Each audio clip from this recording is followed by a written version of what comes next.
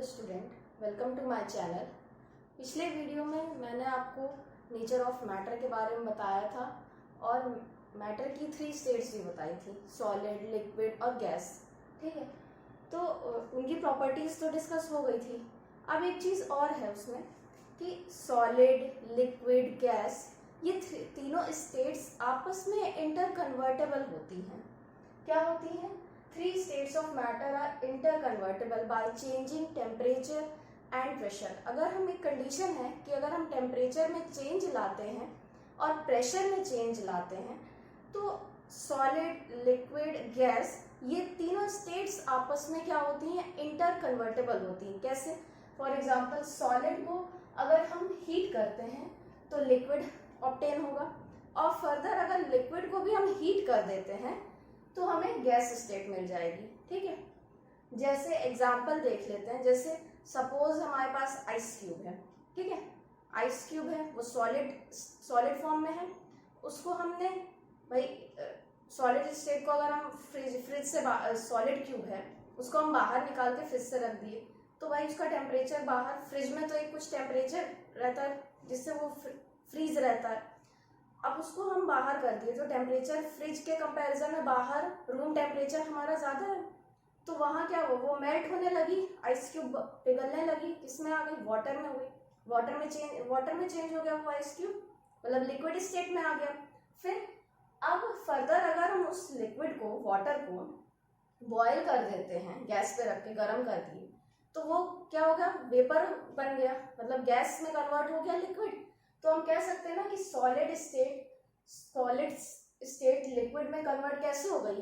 अगर हमने हीट किया सॉलिड को तो सॉलिड स्टेट किस में कन्वर्ट हो गई? लिक्विड स्टेट में। फिर लिक्विड स्टेट को भी हम, अगर लिक्विड को हम हीट करते हैं, टेम्परेचर बढ़ाते हैं लिक्विड में, तो फिर से क्या हो गया? वो गैस स्टेट में कन्वर्ट हो गई। और यही रिवर्स प्रोसेस में देखें तो गैस जो है कूल करने पे, वापस कूल डाउन करने पे हमें वापस क्या मिल जाएगा? लिक्विड मिल जाएगा। और फिर लिक्विड को अगर हम जब कूल डाउन करते हैं तो हमें वापस से सॉलिड स्टेट मिल जाती है। तो ये हम देखते हैं यहाँ पे कि 3 स्टेट्स ऑफ मैटर क्या है? ये तीनों आपस में, सॉलिड, लिक्विड, गैस, आपस में इंटर कन्वर्टेबल हैं। और कंडीशन क्या है? अगर हम टेम्परेचर और प्रेशर में चेंज लाते हैं तो सॉलिड, लिक्विड, गैस आपस में क्या होंगी? इंटर कन्वर्टेबल रहेंगी। ठीक है, नाउ नेक्स्ट क्या है? Classification of matter on the basis of chemical basis. Chemical classification of matter, मतलब केमिकली हम मैटर को कैसे क्लासिफाई करेंगे। ठीक है, अभी तक हमने पीछे क्या पढ़ा कि फिजिकल बेस पे क्लासिफिकेशन, मतलब मैटर का हम फिजिकली क्लासिफिकेशन, फिजिकली मतलब देख करके बता सकते हैं।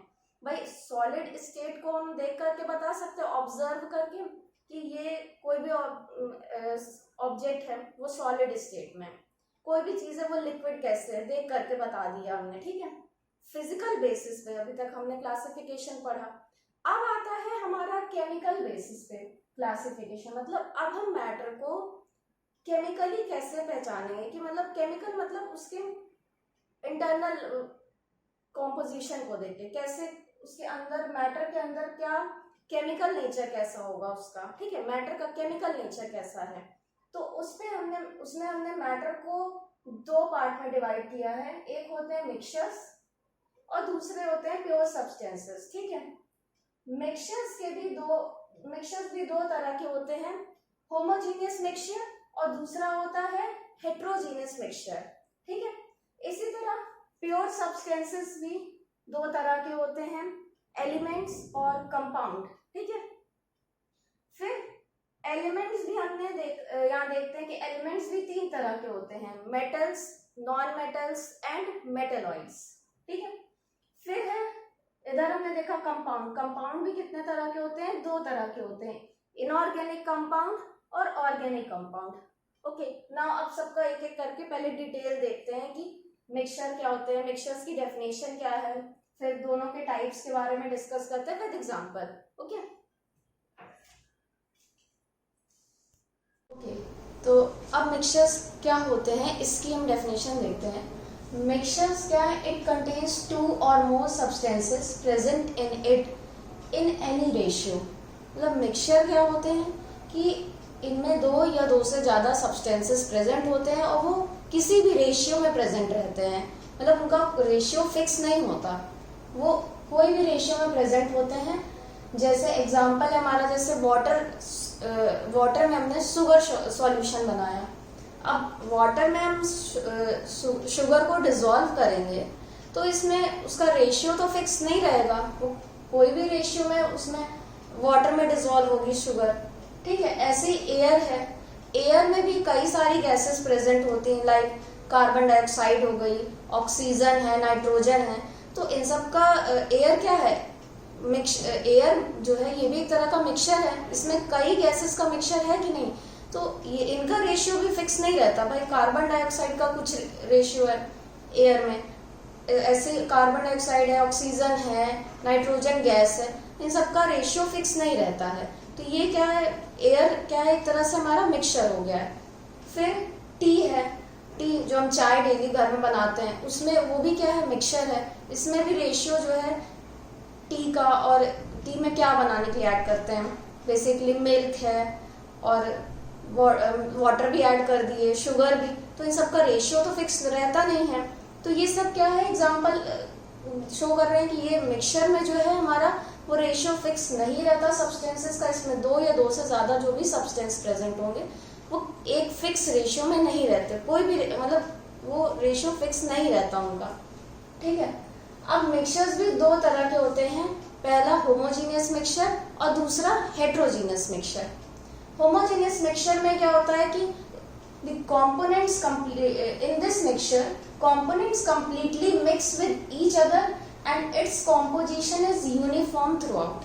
इसमें इस तरह के मिक्सचर में जो होमोजीनियस मिक्सचर होते हैं, इसमें क्या होता है कि जो कंपोनेंट्स होते हैं वो पूरी तरह से मिक्स हो जाते हैं और उनका कॉम्पोजिशन कैसा होगा, कंपोनेंट्स का कॉम्पोजिशन वो यूनिफॉर्म कॉम्पोजिशन होता है, वो थ्रू आउट एक जैसा हमको कॉम्पोजिशन दिखाई देता है। मतलब क्योंकि जो कंपोनेंट्स होते हैं होमोजीनियस मिक्सचर में वो पूरी तरह से मिक्स हो जाते हैं, तो जब मिक्स हो जाएंगे तो उस सॉल्यूशन को अगर हम देखेंगे तो वो एक यूनिफॉर्म सॉल्यूशन हमें दिखेगा। जैसे शुगर सॉल्यूशन हो गया और मिल्क है, मिल्क अगर हम देखें तो मिल्क कैसा है, होमोजीनियस मिक्सचर है, उसमें जो कॉम्पोजिशन हमको दिखाई देता है वो यूनिफॉर्म रहता है, ठीक है। क्योंकि मिल्क में क्या है, जो भी कंपोनेंट्स होते हैं वो एक दूसरे के साथ कंप्लीटली मिक्स हो जाते हैं। ओके, नाउ सेकंड है फिर हेट्रोजीनियस मिक्सचर। अब हेट्रोजीनियस मिक्सचर में क्या होता है कि इस तरह के मिक्सचर्स में कंपोजिशन यूनिफॉर्म नहीं रहता है, ठीक है। थ्रू आउट सॉल्यूशन अगर हम देखें तो कंपोजिशन यूनिफॉर्म नहीं रहता है। जैसे अगर हम सॉल्ट और शुगर को मिक्स करते हैं आपस में तो हमारा जो केमिकल कॉम्पोजिशन है वो एक जैसा नहीं रहेगा। भाई सॉल्ट अलग दिखेगा और शुगर अलग दिखेंगी, शुगर के पार्टिकल्स हमें अलग दिखेंगे। जबकि अभी हमने देखा कि होमोजीनियस मिक्सचर में क्या था, अगर हम शुगर सॉल्यूशन बनाते हैं लाइक वाटर में हमने शुगर ऐड किया और डिसॉल्व कर दिया तो हम बता पाएंगे कि इसमें हमारा शुगर अलग है और वाटर अलग है, वो पूरा एकदम डिसॉल्व हो जाएगा, वो टेस्ट करने पे पता चलेगा अच्छा ये शुगर सॉल्यूशन है, ठीक है। ऐसे मिल्क का हमने एग्जांपल दिया था। लेकिन हेट्रोजीनियस मिक्सचर में क्या होता है कि सॉल्ट और शुगर अगर हम मिक्स कर रहे हैं तो वो आसानी से आइडेंटिफाई कर लेंगे कि ये शुगर है, शुगर के पार्टिकल्स हैं इसमें, और ये सॉल्ट के पार्टिकल्स हैं, ठीक है। वो पूरी तरह से मिक्स नहीं हो पाएंगे आपस में, ठीक। ये हो गया हमारा heterogeneous mixture. Now what is pure substance. अब हमने मिक्सचर्स के बारे में पढ़ लिया, अब हमारे आते हैं प्योर सब्सटेंसेस क्या होते हैं। तो pure substances it has only one type of atoms और molecules and have fixed composition. Pure substances वे होते हैं जिनमें सिर्फ एक ही टाइप का एटम या मॉलिक्यूल प्रेजेंट होता है और इनका कॉम्पोजिशन क्या होता है, फिक्स्ड होता है। जैसे एग्जाम्पल है कॉपर हो गया, गोल्ड है, सिल्वर है। इन सब में अगर हम देखें, कॉपर की अगर हम बात करें तो कॉपर में सिर्फ कॉपर के ही एटम रहेंगे, ठीक है। और उसमें अगर हम देखें कॉपर में तो उसका भी कॉम्पोजिशन फिक्स्ड रहेगा, ठीक है। क्योंकि ये कॉपर क्या है, हमारा मेटल पूरा प्योर रहेगा। कॉपर कैसा सब्सटेंस है, प्योर सब्सटेंस है। अब प्योर सब्सटेंस के भी हमने दो टाइप बताए थे, एलिमेंट्स होते हैं और कंपाउंड्स होते हैं। तो सबसे पहले हम देखें एलिमेंट्स क्या होते हैं। ठीक, एलिमेंट्स होते हैं it consist of only one type of particles and these particles में बी एटम्स और मॉलिक्यूल्स। एलिमेंट्स क्या होते हैं कि इसमें भी केवल एक तरह का पार्टिकल प्रेजेंट होता है, जो कि और ये पार्टिकल्स कोई भी एटम या मॉलिक्यूल हो सकते हैं। ठीक है, तो एलिमेंट्स जैसे सोडियम है, कॉपर है, सिल्वर है, गोल्ड है, ये सब क्या है हमारे एलिमेंट्स। जितने भी एलिमेंट्स हमने पढ़े हैं तो ये एक ही टाइप के एटम या मॉलिक्यूल से मिलकर बने होते हैं। ठीक है, अब फर्दर एलिमेंट्स भी हमने देखा कि 3 पार्ट्स होते हैं। एलिमेंट्स भी 3 टाइप्स के होते हैं, मेटल्स, नॉन मेटल्स और मेटेलॉइड्स। तो मेटल्स क्या होते हैं, मेटल्स सभी जानते हैं क्या होते हैं, मतलब मेटल्स के बारे में आपने पढ़ा ही होगा। Metals, these are generally solids and have characteristics such as bright luster, hardness and ability to conduct electricity and heat. Metals क्या होते हैं, जनरली सॉलिड होते हैं और इनमें ब्राइट लस्टर होता है, मतलब शाइनिंग होती है, हार्डनेस हार्ड होते हैं और इनमें इलेक्ट्रिसिटी का फ्लो भी इजीली होता है। हीट और इलेक्ट्रिसिटी के गुड कंडक्टर होते हैं मेटल्स। ओके, मेटल्स मैलिएबल होते हैं, मतलब इनको हम थिन शीट्स में बीट कर सकते हैं, मतलब ये they are beaten into thin sheets. ठीक है, जैसे आयरन की शीट्स होती हैं एग्जांपल।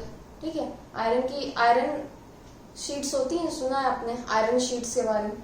फिर ये डक्टाइल होते हैं, इनको हम वायर्स में भी ड्रॉ कर सकते हैं, वायर्स भी इनकी बनाई जाती हैं, जैसे एल्युमिनियम की वायर्स हो गई, कॉपर की वायर हो गई, जो वायरिंग होती है तो कॉपर की वायर्स हैं जैसे।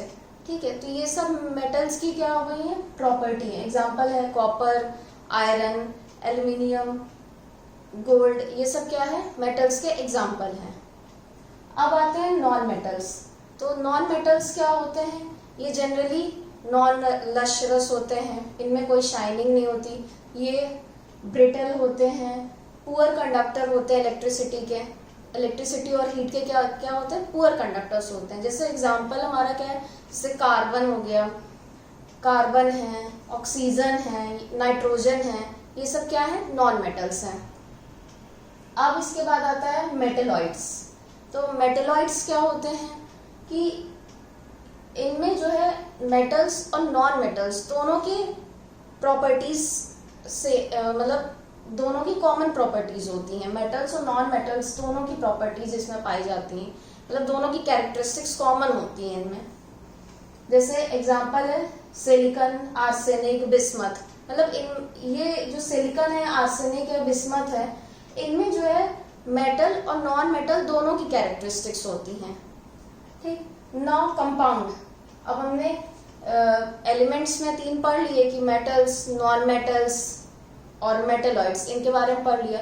अब कंपाउंड्स क्या होते हैं, तो कंपाउंड्स जब दो से ज्यादा एटम से मिलकर बने होते हैं। ठीक है, मतलब डिफरेंट एलिमेंट्स के जो एटम्स होते हैं जब वो आपस में कंबाइन होते हैं तो वो क्या बनाते हैं, कंपाउंड बनाते हैं। और जब वो किस में कंबाइन होते हैं, एक पर्टिकुलर डेफिनेट रेशियो में कंबाइन होते हैं। जैसे H2O है, NH3 है, अमोनिया है, कार्बन डाइऑक्साइड है। तो हम यहाँ पे एग्जांपल जैसे एक लेते हैं, जैसे ये हमने वाटर का एग्जांपल लिया। ठीक है, अब वाटर में क्या है, H2O, तो हाइड्रोजन, अगर हम इसका रेशियो बाय मास देखें तो हाइड्रोजन का मास क्या होता है 2 और ऑक्सीजन का, ठीक है, 16 है। तो कितना आ गया, 1:8 आ गया। रेशियो बाय मास हमारा कितना आ गया, 1:8। तो ये कह सकते हैं कि यहाँ पे हमारा ये जो कंपाउंड बन रहा है वाटर, ठीक है, ये 2 डिफरेंट एलिमेंट्स हैं। एक हमने हाइड्रोजन लिया है और एक हमने ऑक्सीजन लिया है। ठीक है, इन दोनों एलिमेंट्स के मतलब दोनों एलिमेंट्स के एटम से कंबाइन होकर के हमारा क्या बन रहा है, वाटर मॉलिक्यूल बन रहा है, वाटर कंपाउंड बन रहा है। तो अब एक चीज और यहाँ पे देखिए कि हाइड्रोजन अपने में क्या है, एक हाइड्रोजन गैस है, ऑक्सीजन भी गैस है। ठीक है, लेकिन दोनों गैसेस हैं अब लेकिन दोनों मिलकर के क्या बना रही हैं, वाटर बना रही हैं। ऑक्सीजन में एक तरह से देखा जाए तो ये कंबशन का सपोर्टिव है, मतलब ये जो है कंबशन का सपोर्टिव है। लेकिन अगर हम वाटर की बात करें तो वाटर को हम as a fire extinguisher use करते हैं कि नहीं, ठीक है।